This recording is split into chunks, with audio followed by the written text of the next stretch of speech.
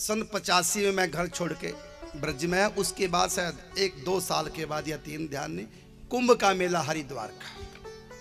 हरिद्वार में कुंभ के मेले पे अचानक मिल गए माता पिता को, अचानक आ गए और मिल गए, हर की पेड़ी पे मिल गए। उनको हुआ कि जितने भी संत कहीं भी रहे कुंभ के मेले पे सब आते हैं, तो हमको हमारा बच्चा भी मिल जाएगा। वो आए होंगे और संयोग की बात मिल गए, लाखों नहीं करोड़ों की भीड़ में मिल गए। फिर हमको घर ले गए।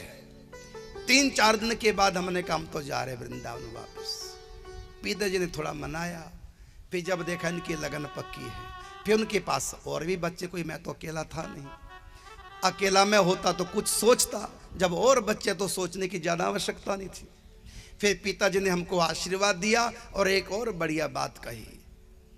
पिताजी ने हमको आशीर्वाद दिया और साथ में एक नीम भी दिया, वो ये कि संत बनना है, भिखारी नहीं बनना।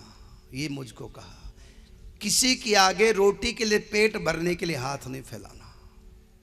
ये हमारे पिताजी ने कहा। और साथ में कड़वी सी बात भी कही, हमारी जो नाक कटनी सी तो कट गई।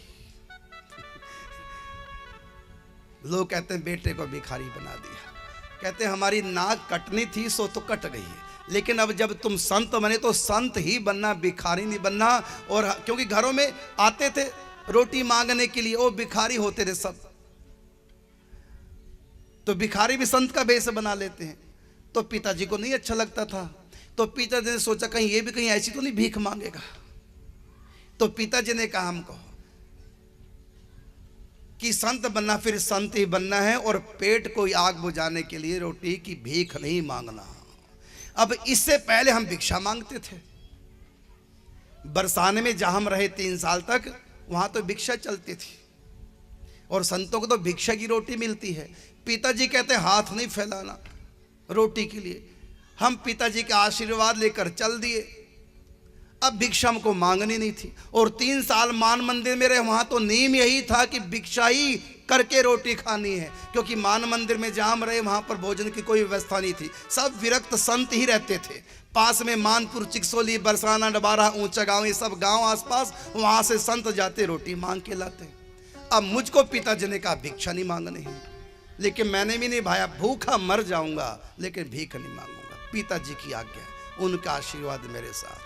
संयोग की बात, भिक्षा मांगने की आवश्यकता नहीं पड़ी। हमारे गुरु भाई हमारे लिए भिक्षा मांग लाते थे, वही उसमें से मुझको दे देते, मैं रोटी खा लेता। वहाँ के जो मुख्य संत थे वो सोचते थे ये संकोच करते हैं भिक्षा मांगने में, शायद इसलिए भिक्षा नहीं मांगते हैं। लेकिन उससे पहले तो मैंने भिक्षा की रोटी खाई थी। भिक्षा मैं इसलिए नहीं मांगता क्योंकि पिताजी की आज्ञा नहीं। इसी शर्त पे उन्होंने दोबारा मुझको भेज दिया। तो भिक्षा मांगनी नहीं थी, मेरे लिए कड़ी तपस्या थी, लेकिन फिर भी प्रभु ने कृपा की निभाया।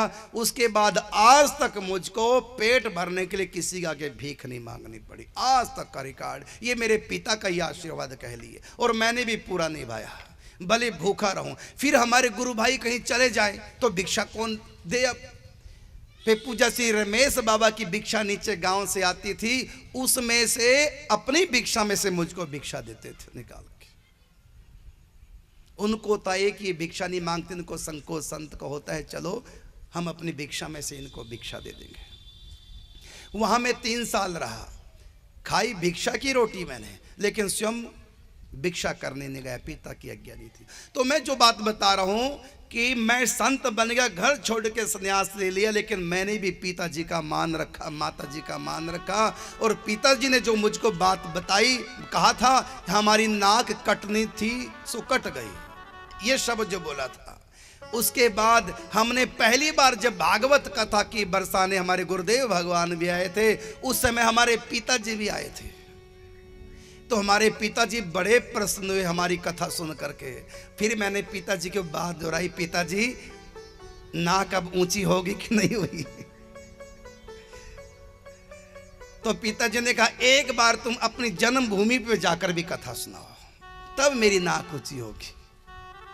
हमने स्वीकार कर लिया। फिर हम अपनी जन्मभूमि पे गांव पे जाकर के कथा हमने की, पिताजी ने कथा कराई, पूरे गांव ने सुनी। और उस कथा का ये चमत्कार कि पूरा गांव, यहां तक कि हमारे चाचे ताऊ वगैरह सब हमारे शिष्य बन गए, सब ने दीक्षा ली, सब नाम जप में लग गए। सबके हाथ में माला झोली है।